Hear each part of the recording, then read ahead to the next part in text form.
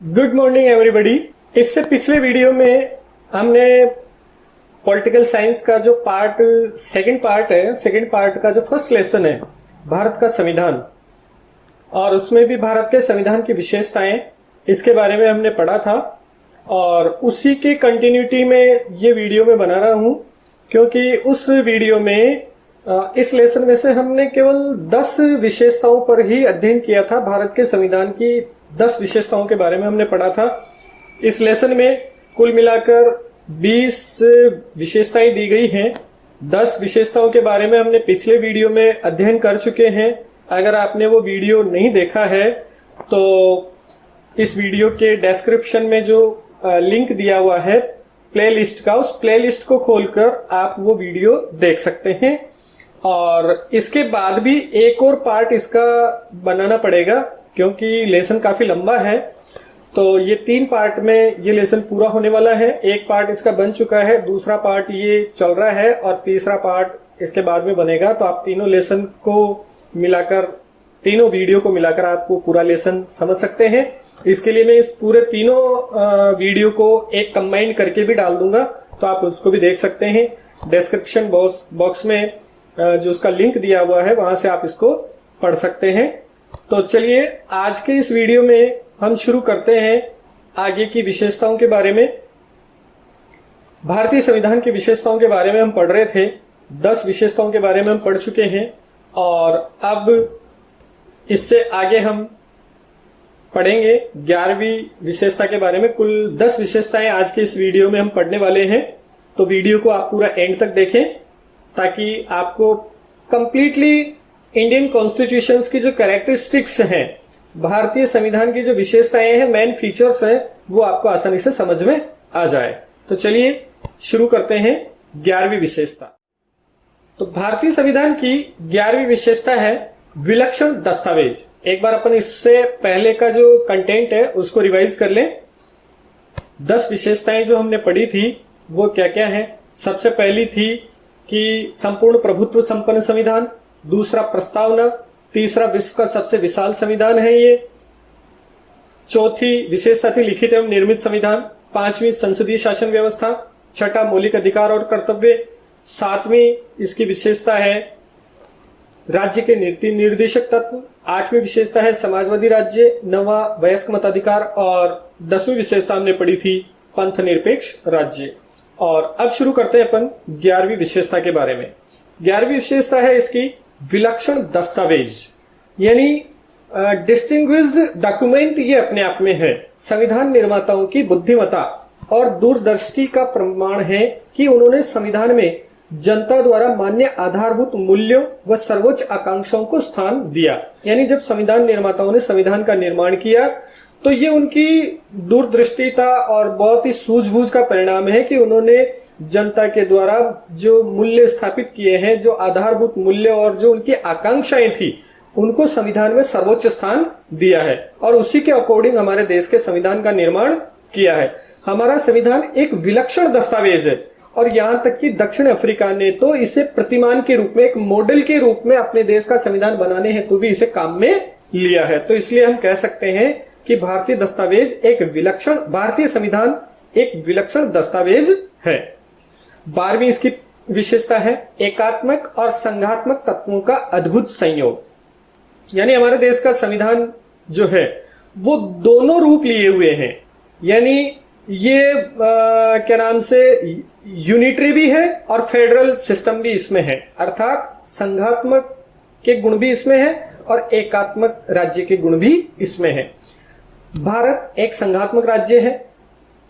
संविधान में संघ शब्द के स्थान पर, अब आपको यहां ध्यान देने की बात है कि भारत एक संघात्मक राज्य तो है, लेकिन हमारे यहां संघ शब्द के स्थान पर यूनियन ऑफ स्टेट्स इस शब्द का प्रयोग किया गया। अर्थात संविधान के पहले अनुच्छेद में ही कहा गया है कि भारत राज्यों का एकक होगा, अर्थात विभिन्न राज्य मिलकर एक संघ बनेगा, जिसे प्रचलन में राज्यों का संघ भी कहा जाता है। संविधान निर्माताओं की आकांक्षा ऐसा संविधान बनाने की थी जिसमें केंद्र सरकार भारत की एकता को बनाए रखे, अर्थात विभिन्न आजादी से पहले 1947 से पहले भारत जो है विभिन्न राज्यों में बटा हुआ था। विभिन्न देशी रियासतों में बटा हुआ था, उनको एक करके और भारत संघ का निर्माण किया गया। तो संविधान निर्माताओं की पहली प्राथमिकता ये भी थी कि वो एक ऐसे देश का निर्माण करे, ऐसे देश के लिए संविधान का ऐसा निर्माण करे जिससे कि भारत की एकता को बनाए रखा जा सके और राज्यों को स्वायत्तता भी मिल सके। यानी जो विभिन्न राज्यों को जिनका एकीकरण किया गया था उनको स्वायत्तता भी मिल सके और उनको एक जगह बनाए रखा भी जा सके। इसलिए इसमें संघात्मक और एकात्मक तत्वों का मिश्रण किया गया है, दोनों का। संविधान के अनेक प्रावधान केंद्र को राज्यों की अपेक्षा शक्तिशाली बनाते हैं। यानी संविधान में बहुत सारे ऐसे प्रावधान हैं जो संघात्मक और एकात्मक के मिश्रण तो है ही सही, केंद्र को राज्यों की अपेक्षा शक्तिशाली बनाते हैं ताकि राज्य जो है अपनी मनमानी नहीं कर सके, वो संघ से अलग नहीं हो सके। जैसे अति महत्वपूर्ण विषयों को संघ सूची में स्थान, यानी जितने भी विदेश नीति से रिलेटेड हो, ऐसे इस प्रकार के जो महत्वपूर्ण विषय हैं वो संघ सूची में है। समवर्ती सूची में केंद्र के निर्णय को प्रमुखता, यानी समवर्ती सूची में भी जितने टॉपिक हैं उनमें भी केंद्र के निर्णय को ज्यादा प्रमुखता दी गई है, ज्यादा प्रमुख स्थान दिया गया, अर्थात केंद्र का निर्णय सर्वमान्य होता है। और जो अवशिष्ट शक्तियां हैं वो भी केंद्र के पास रखी गई है।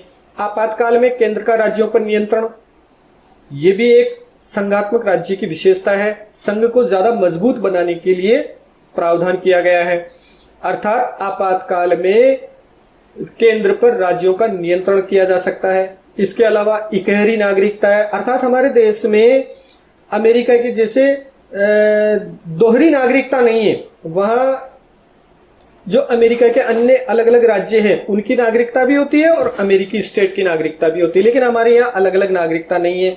मान लो कोई राजस्थान का रहने वाला है तो उसे ऐसा नहीं है कि राजस्थान की नागरिकता अलग से हो और भारत की नागरिकता अलग से हो, नहीं। चाहे वो राजस्थान का हो, पंजाब, गुजरात, कहीं का भी रहने वाला हो, वो कहाँ का नागरिक कहलाएगा? भारत का नागरिक कहलाएगा और उसके पास केवल एक ही नागरिकता होगी, भारतीय नागरिकता।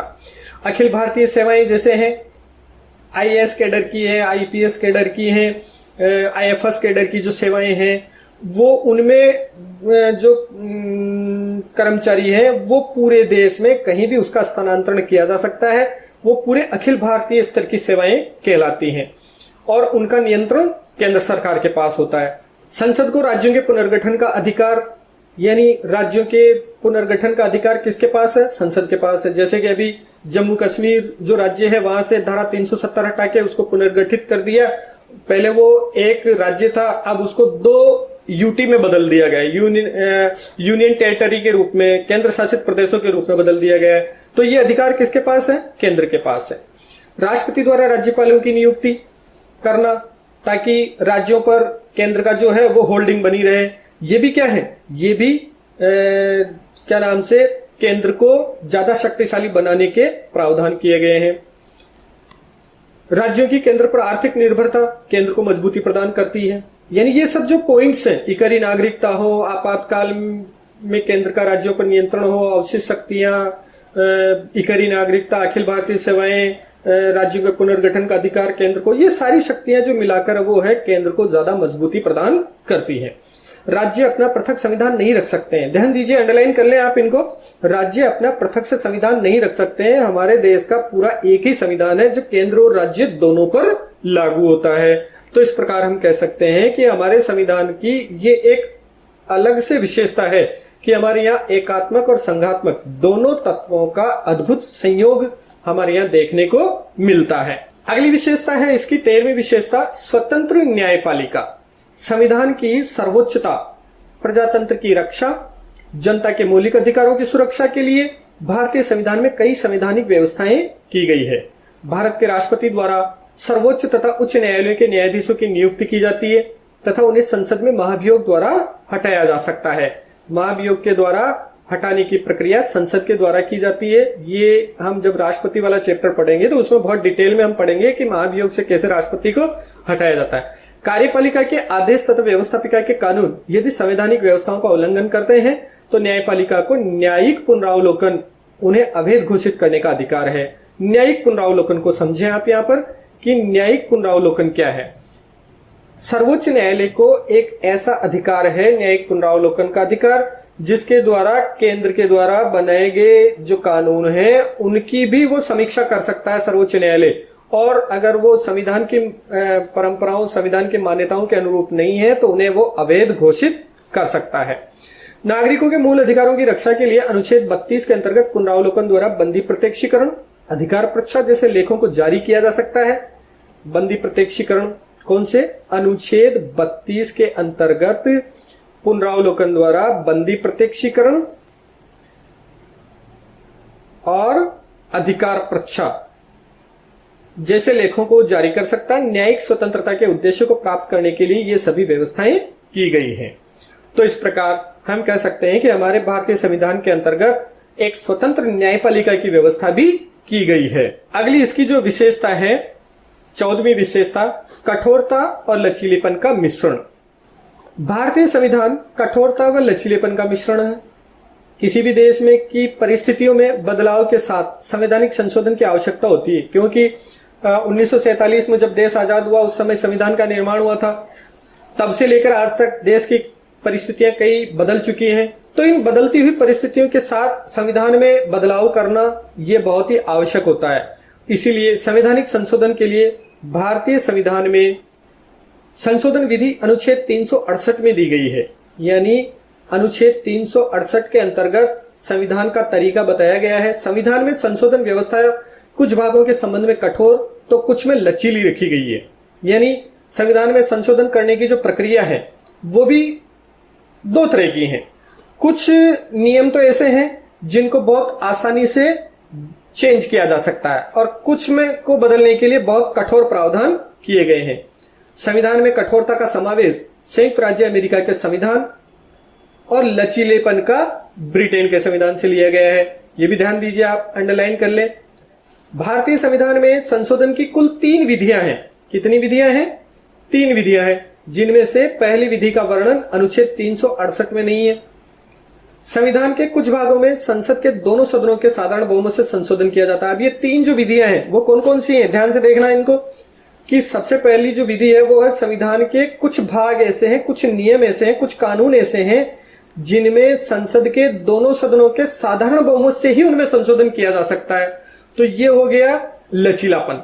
जैसे राज्यों का पुनर्गठन, राज्यों में विधान परिषद की स्थापना, यानी दूसरा जो सदन होता है विधान परिषद, उसकी स्थापना करनी है या नहीं करनी है, या उसकी समाप्ति करनी है, केंद्र शासित क्षेत्र बनाना, संसद सदस्यों के वेतन आदि। ये जो प्रावधान है ये संसद के दोनों सदनों के साधारण बहुमत के द्वारा ही किए जा सकते हैं।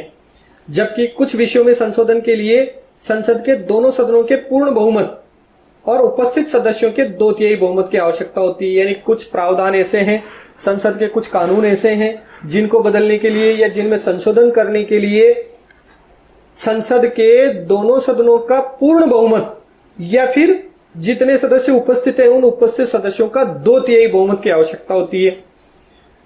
फिर तीसरा तरीका है, कुछ विषयों में संशोधन के लिए संसद के दोनों सदनों के पूर्ण बहुमत, उपस्थित सदस्यों के 2/3 बहुमत के अतिरिक्त कम से कम आधे राज्यों के विधानमंडलों का समर्थन भी आवश्यक है। अर्थात या तो दोनों सदनों के पूर्ण बहुमत हो या जितने सदस्य उपस्थित हैं उनका 2/3 बहुमत हो।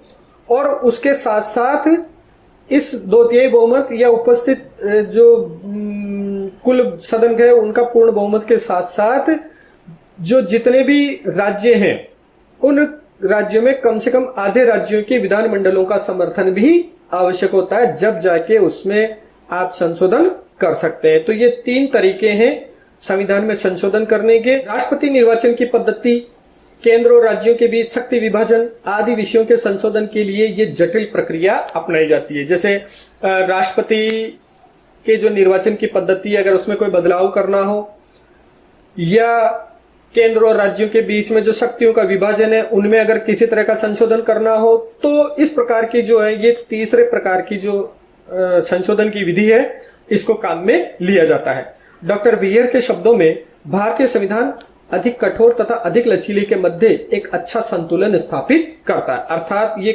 कठोर भी है और लचीला भी है।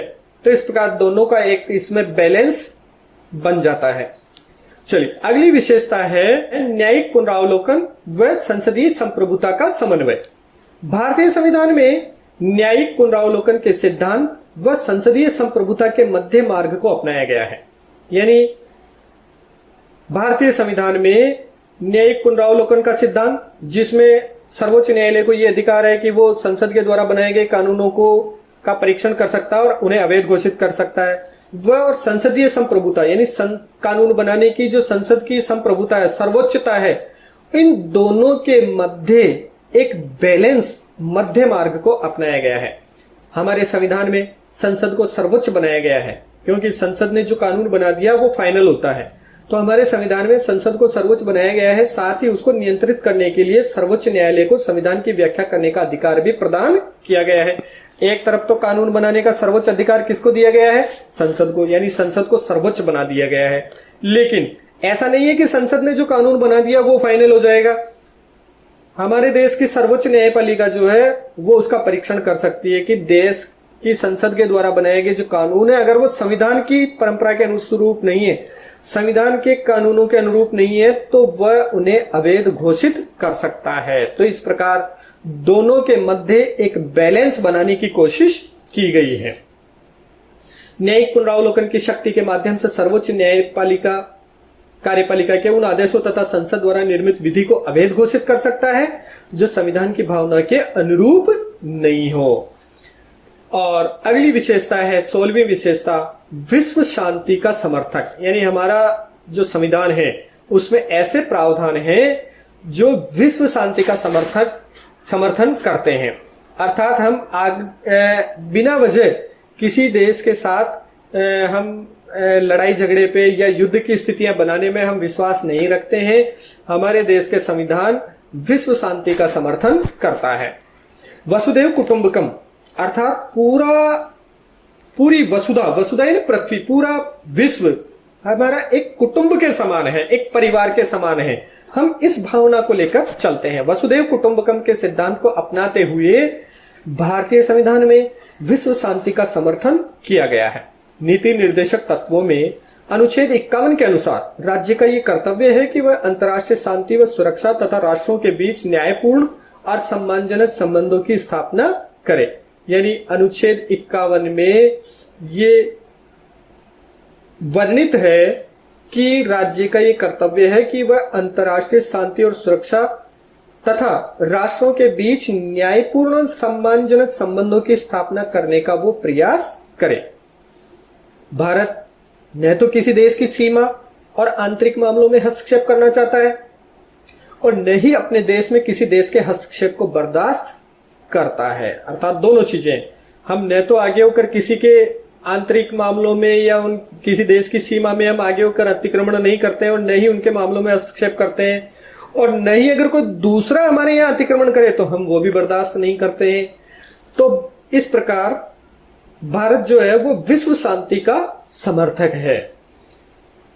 भारत सरकार ने इसी भावना के अनुरूप पंचशील एवं गुटनिरपेक्षता की नीति को अपनाया है। चीन के साथ जो हमने पंचशील के सिद्धांतों का निर्माण किया है, शांतिपूर्ण सहअस्तित्व, बिना किसी तरह की कोई, हम न तो किसी के आंतरिक मामलों में हस्तक्षेप करेंगे, न आगे होकर युद्ध की स्थितियां पैदा करेंगे, इस प्रकार के पंचशील के सिद्धांतों का हमने निर्माण किया है। और गुट निरपेक्षता की नीति, यानी विश्व के जितने भी सैनिक संगठन बने हुए हैं उन सैनिक संगठनों में हमने सदस्यता नहीं ली हुई है। अर्थात हम किसी भी गुट में नहीं है, हम गुट निरपेक्षता की नीति का पालन करते हैं। अर्थात हम सही को सही और गलत को गलत कहते हैं। ऐसे हमारे देश का जो संविधान है उसमें ऐसे नियम हमने बनाए हुए हैं। तो 16वीं विशेषता है विश्व शांति का समर्थक। और अगली विशेषता है 17वीं, आपातकालीन उपबंध। यानी इसमें कुछ ऐसे प्रावधान भी किए गए हैं जो आपातकाल में हमारे देश की एकता और अखंडता को बनाए रखने का काम करती है। संविधान के भाग 18 में ध्यान दीजिए, संविधान के भाग 18 में आपातकालीन उपबंधों का स्पष्ट उल्लेख किया गया है। अनुच्छेद 352 के अनुसार, अब आप यहां पर विशेष ध्यान दें कि अनुच्छेद 352 में क्या क्या होता है। 3 तरह का आपातकाल हमारे यहां लगाया जा सकता है। अब वो कब कब लगता है? अनुच्छेद 352 के अनुसार बाहरी आक्रमण, सशस्त्र विद्रोह एवं युद्ध की स्थिति में अनुच्छेद 352 के अंतर्गत आपातकाल लगाया जा सकता है। मान लीजिए कोई बाहरी आक्रमण की स्थिति हो जाए या देश के अंदर ही कोई सशस्त्र विद्रोह की स्थितियां हो जाए, कोई या युद्ध की स्थिति आ जाए, तो ऐसी स्थिति में अनुच्छेद 352 के अंतर्गत संपूर्ण देश में या देश के किसी एक राज्य में या क्षेत्र विशेष में आपातकाल की घोषणा करके आपातकाल लगाया जा सकता है। अनुच्छेद 356 में राज्यों में संवैधानिक तंत्र की विफलता, यानी मान लीजिए किसी राज्य में संविधान के प्रावधानों के अनुसार वहां पर शासन करना मुश्किल हो जाता है, वहां की सरकारें फेल होने की स्थिति में होती हैं, तो ऐसी स्थिति में अनुच्छेद 356 के अनुसार संवैधानिक तंत्र की विफलता के आधार पर वहां पर आपातकाल लगाया जा सकता है, किसी क्षेत्र विशेष, राज्य में या पूरे देश में।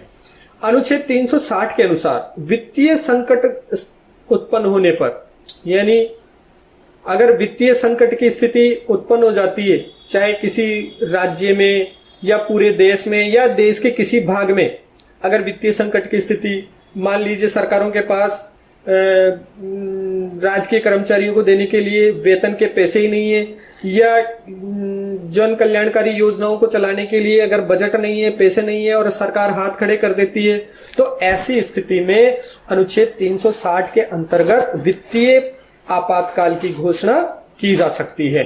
तो ये 3 तरह का आपातकाल हमारे यहाँ पर लगाया जा सकता है, अनुच्छेद 352, अनुच्छेद 356 और अनुच्छेद 360 के द्वारा। इसमें शासन राष्ट्रपति के अधीन संचालित होता है। अब राष्ट्रपति शासन जब लगता है, आपातकाल जब लगता है, तो उस क्षेत्र पर जहां पर आपातकाल लगाया है वहां पर राष्ट्रपति के अंडर में पूरी शक्तियां आ जाती है। चलिए अगली विशेषता है 18वीं विशेषता, इकहरी नागरिकता।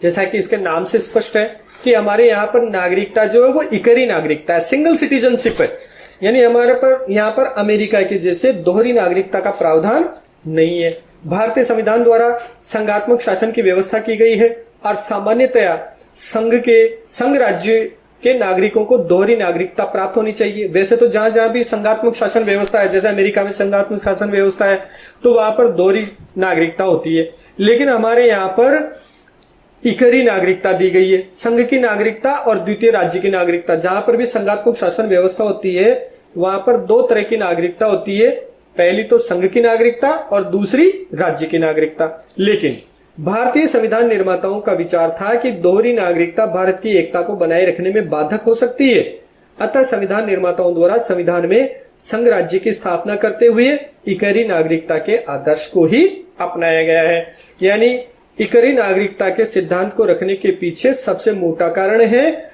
हमारे देश की एकता और अखंडता को बनाए रखने के लिए। तो ये भी हमारे देश के, हमारे भारत के संविधान की विशेषताओं में एक महत्वपूर्ण विशेषता है, इकहरी नागरिकता, सिंगल सिटीजनशिप। भारत के संविधान की अगली विशेषता आती है लोक कल्याणकारी राज्य की स्थापना का आदर्श। संविधान के नीति निर्देशक तत्वों से, यानी पीछे की जो हमने विशेषताएं पढ़ी थी उनमें हमने पढ़ा था कि भारत के संविधान की एक विशेषता यह भी है कि नीति निर्देशक तत्वों की स्थापना, यानी कुछ नीति निर्देशक तत्व ऐसे बनाए गए हैं जो राज्य के लिए गाइडलाइन का काम करते हैं, पथ प्रदर्शक का काम करते हैं, जिसके ऊपर चलकर, जिन पर चलकर राज्य जो है एक लोक कल्याणकारी राज्य की स्थापना करता है। तो संविधान के नीति निर्देशक तत्वों से यह स्पष्ट हो जाता है कि संविधान निर्माताओं द्वारा संविधान के माध्यम से कल्याणकारी राज्य की स्थापना का आदर्श निश्चित किया गया है। यानी जो राज्य जो है वो लोक कल्याणकारी राज्य की स्थापना का आदर्श लेकर चलता है। इस हेतु केंद्र और राज्य सरकारें नागरिकों को पौष्टिक भोजन, देखिए लोक कल्याणकारी राज्य किसे कहते हैं, जिनमें जनता के कल्याण की योजनाएं लागू की जाती हैं। जैसे केंद्र और राज्य सरकारें जो है वो नागरिकों को पौष्टिक भोजन, आवास, वस्त्र, शिक्षा और स्वास्थ्य की सुविधाएं उपलब्ध करवाती हैं। नागरिकों के जीवन स्तर को ऊंचा उठाए, जहां तक संभव हो आर्थिक समानता की स्थापना की जाए। केंद्र व राज्य सरकारें संविधान में दिए गए लक्ष्यों को प्राप्त करने के लिए निरंतर प्रयत्नशील है, जिसके लिए नियोजन की पद्धति को अपनाया गया है। तो इस प्रकार हम कह सकते हैं कि भारतीय संविधान की एक अलग से विशेषता है कि यहाँ पर लोक कल्याणकारी राज्य की स्थापना का आदर्श लेकर चला जाता है। यानी यहाँ की जो सरकारें हैं नीति निर्देशक तत्वों की हमारे संविधान में व्यवस्था की गई है, जो कि राज्य के लिए एक गाइडलाइन का काम करते हैं, और वो राज्य, चाहे वो राज्य सरकारें हो चाहे केंद्र सरकारें हो, वो लोक कल्याणकारी राज्य की स्थापना का आदर्श स्थापित करती हैं। अगली विशेषता है इसकी 20वीं विशेषता, अल्पसंख्यक एवं पिछड़े वर्गों के कल्याण की विशेष व्यवस्था। यानी हमारे संविधान में ऐसे प्रावधान भी किए गए हैं कि जो अल्पसंख्यक हैं, क्योंकि जब देश आजाद हुआ तो उसके बाद से हमारे यहाँ पर सभी धर्मों के लोगों को रहने की और निवास करने की स्वतंत्रता दी गई। तो जो अल्पसंख्यक हैं या पिछड़े वर्ग के जो व्यक्ति हैं, उनके कल्याण की भी विशेष प्रावधान हमारे संविधान में किए गए हैं। अब उनके लिए क्या क्या प्रावधान किए गए हैं, देखिए आप। भारतीय संविधान में अल्पसंख्यकों के धार्मिक, भाषाई और सांस्कृतिक हितों की रक्षा के लिए, यानी जो भी अल्पसंख्यक हैं, चाहे वो मुस्लिम हो, ईसाई हो, सिख हो, जैन हो, बौद्ध हो, इनके लिए अल्पसंख्यकों के धार्मिक, भाषाई और सांस्कृतिक हितों की रक्षा के लिए विशेष व्यवस्था की गई है, विशेष अलग से प्रावधान किए गए हैं। इसके अतिरिक्त संविधान अनुसूचित जातियों और जनजाति क्षेत्रों के नागरिकों को, यानी जो पिछड़े वर्ग के जो व्यक्ति हैं, पिछड़ा जो समाज है, उनको भी बराबर लाने के लिए उनके लिए भी अलग से कुछ प्रावधान किए गए हैं। तो ऐसे नागरिकों को सेवाओं, संसद, विधानसभाओं और अन्य क्षेत्रों में विशेष संरक्षण प्रदान किया गया है। संविधान के अनुच्छेद 330 और 332 के तहत अनुसूचित जातियों व अनुसूचित जनजातियों को, ध्यान दीजिए, अंडरलाइन कर लें, अनुच्छेद 330 और 332 के तहत अनुसूचित जातियों और अनुसूचित जनजातियों को लोकसभा और विधानसभा में आरक्षण प्रदान किया गया है। इसके अलावा सरकारी नौकरियों में भी आरक्षण प्रदान किया गया है। तो ये किसके तहत है, अनुच्छेद 330 और 332 के तहत ये व्यवस्था की गई है। जो एससी और एसटी के जो हमारे भाई हैं, समाज हैं, उनको बराबर लाने के लिए एक अलग से आरक्षण का प्रावधान किया गया है। प्रारंभ में ये व्यवस्था 25 जनवरी 1960 तक के लिए की गई थी। यहां भी आप ध्यान दीजिए, अंडरलाइन कर लें कि जब सबसे पहले ये व्यवस्था जब लागू की गई थी तो इसको 25 जनवरी 1960 तक के लिए इसको लागू किया गया था, किंतु संविधान में संशोधन कर इसकी समय सीमा को बढ़ाया जाता रहा है। बार बार हर 10 साल में इसमें संशोधन किया जाता है और इसको आगे बढ़ा दिया जाता है।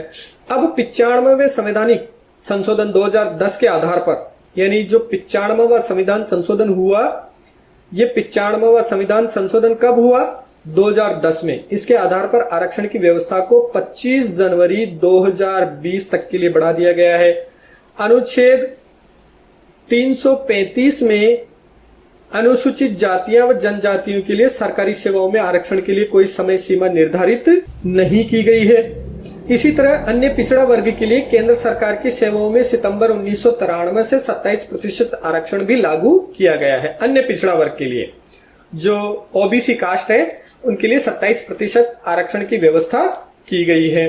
तो इस प्रकार से हम कह सकते हैं कि हमारे देश की, भारत देश के संविधान की जो विशेषताएं, हमने उनका अध्ययन किया है एक एक करके, और जो प्रमुख प्रमुख विशेषताएं हैं, कुल 20 विशेषताओं का हमने इस पाठ में अध्ययन किया गया है। और अब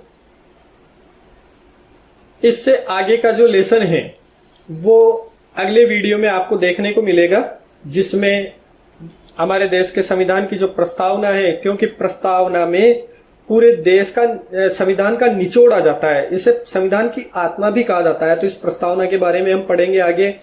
इसके अलावा प्रस्तावना की विस्तृत विवेचना हम इसमें करेंगे कि क्या क्या है इसमें, उद्देश्य भाग क्या है और क्या है, सारी चीजों के बारे में हम इसमें पढ़ेंगे।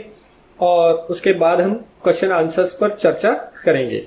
तो आप जब तक इस पार्ट को वापस से पढ़ें और अपनी कॉपी में मेन जो नोट्स हैं, जो मैंने अंडरलाइन करवाए हैं, उनको पॉइंट्स को लिखें आप, और नोट्स आप तैयार करें। और इस वीडियो से रिलेटेड, यानी संविधान की जो 20 विशेषताएं हमने पढ़ी, यहां तक के जितने भी क्वेश्चन आंसर्स बनते हैं, आप वो क्वेश्चन आंसर्स को कॉपी में कर लें। तो चलिए मिलते हैं इससे आगे के वीडियो में बाकी के लेसन को लेकर। तब तक goodbye, have a nice day.